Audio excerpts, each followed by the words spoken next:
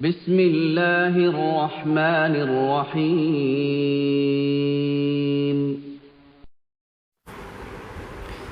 صحیح البخاری کتاب وحی کا بیان، باب وحی کی ابتدا، حدیث نمبر 4۔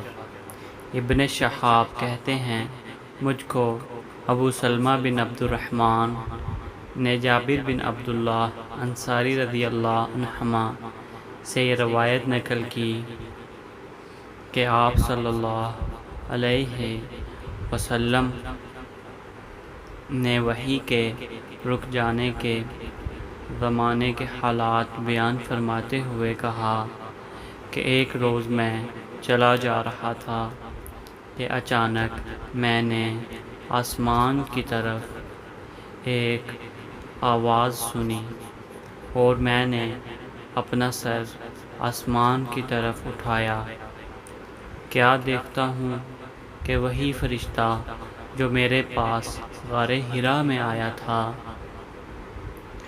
وہ آسمان و زمین کے بیچ میں ایک کرسی پر بیٹھا ہوا ہے۔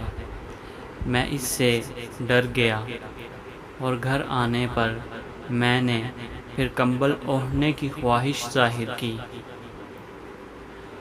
اس وقت اللہ پاک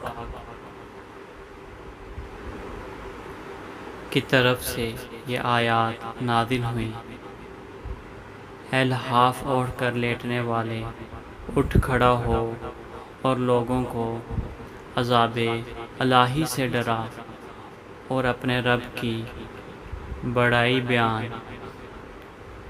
کر اور اپنے کپڑوں کو پاک صاف رکھ اور گندگی سے دور رہ۔